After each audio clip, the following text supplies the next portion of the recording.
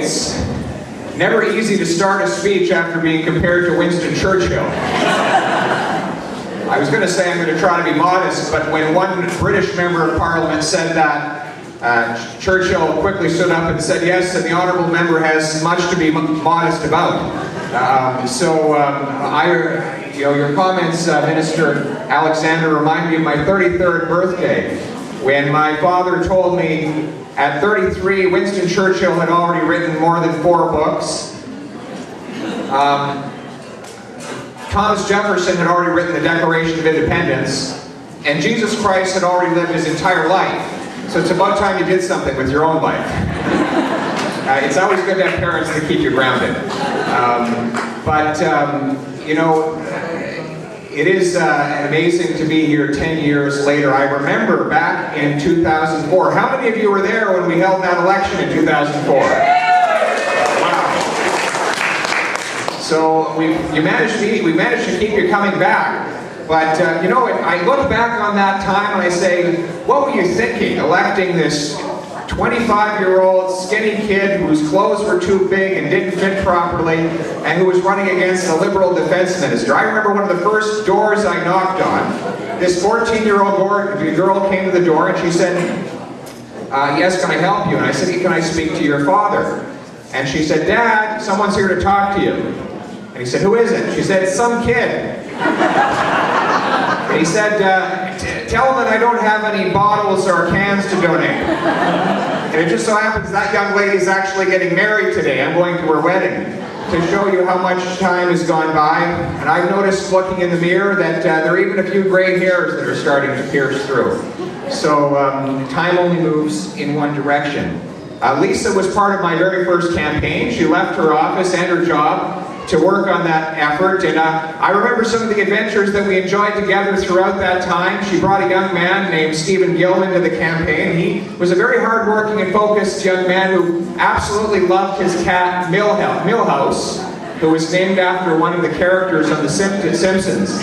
And one day he got in his car and drove on to Prince of Wales, which was right by his house, and he noticed the cat was splattered all over the highway.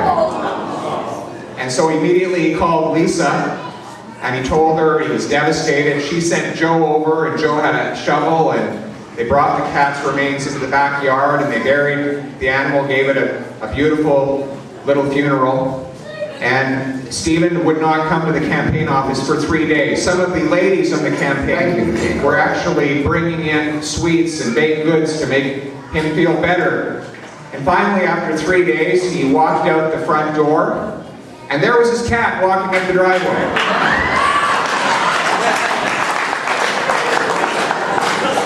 So he gave somebody else's cat a nice burial. Anyway, I guess every cat has 9 lives. But and then after the election was over, I had to immediately contact Andrew Scheer. Does anybody know who Andrew Scheer is? He is the Speaker of the House of Commons, and we wanted to know who was actually the youngest. And it turns out that he is exactly 2 weeks older than I am. So he's always resented me for that, says that no one ever remembers the second youngest MP. We were walking up to the Peace Tower. I stopped him and I grabbed his arm and I said, I can't believe I'm here. And he said, I agree. I can't believe you're here either. And you know what? All these years, I can't believe I'm there regularly. I walk into that place, and it is continually magical.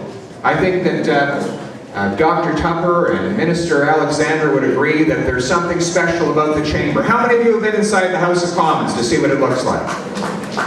Isn't it astounding to see the lights that come in the windows and reflect different colors at every single moment, at every single day, of every single year? The House of Commons never has an identical complexion. It is always changing.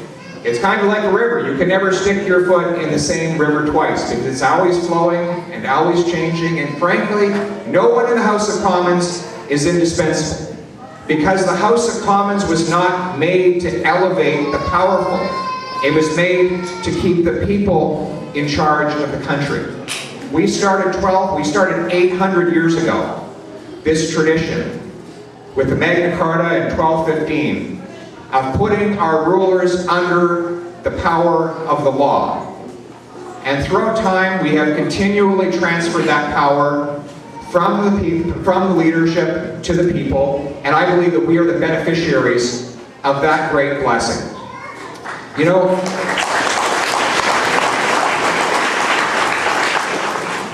back in the early part of the 20th century, the Canadian government, the then immigration minister, one of the predecessors to our friend Chris Alexander, Clifford Sifton, launched a massive advertising campaign across Europe to encourage Europeans to come and settle the West. And he called it God's country.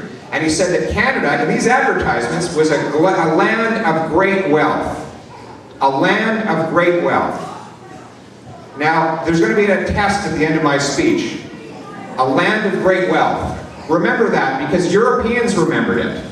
And immigrants have since remembered it, and that is why we are one of the most sought-after destinations for immigrants around the world. The reason that we are a land of great wealth is not because of the enormity of our land, but because of the freedom of our people. Back to the House of Commons. Does anybody know its color?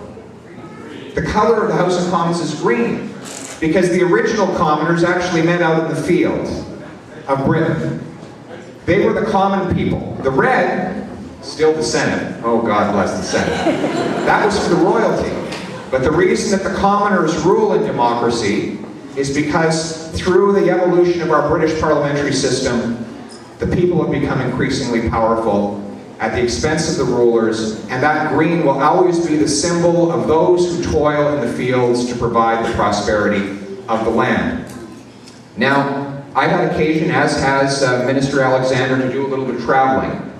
And I know that it sounds a little bit glib to say, but when we go outside of this country, we realize just how blessed we are. And there have been many instances that I can point to. Maybe it was the time when I witnessed Hezbollah rockets landing in northern Israel. Or when I went to Sri Lanka and witnessed communities that were previously war-torn and then been swallowed up by the tsunami. Those occasions remind me just how fortunate I am to be a Canadian. And maybe it's because, as I told you earlier, I was a skinny kid in clothes that didn't fit and was still able to win an election to Canada's Parliament that I'm so appreciative. But there was one moment where that appreciation struck me more than any other. And it was when the Prime Minister's office called me and said that they needed a representative to attend a very solemn occasion that would be taking place in Poland in just a few days. It was something called the March of the Living. That March of the Living happens every single year, where survivors of the Holocaust gather at Auschwitz, which is the first ever concentration camp of the Second World War. And they march to Birkenau, which was the most deadly concentration camp. In fact, it was a death camp. It was said there was no way out except through the chimney. You went there exclusively to die. And 1 million souls saw their fate under the evil of the Nazis in that camp. I literally walked there arm in arm with a rabbi in his late 80s who had been a child of the Holocaust. And he pointed to a spot as we walked in and said, "That there is where Dr. Mengele stood." That was the great torture artist of the Nazis who used to harm little children. And this older man had survived that and gone on to tell the story and continues to march all these days later. And I saw the instruments of torture and all the places where people were kept and they were killed. And all of those things broke my heart. But then something really struck home for me. Somebody pointed over at a red brick building. They said, that is the place where they kept all the stolen plunder. So when prisoners came to this place, they put all of the goods in this building. And they divided it up and they sent it back to the Reich. It was a place of great wealth. So, do you know what the people there named it? They named it after a land of great wealth. Does anybody know what they called it? They actually called it Canada. They actually called it Canada. They called it Canada because all the prisoners there knew that there was this amazing place on the other side of the ocean where you could go, a land of great wealth where you could be free. And the prisoners would regularly be told, as a cruel joke, by the guards there, you're going to Canada today. What that actually meant was you were going to work in this brick house to sort all the plunder and send it back to the Nazi regime.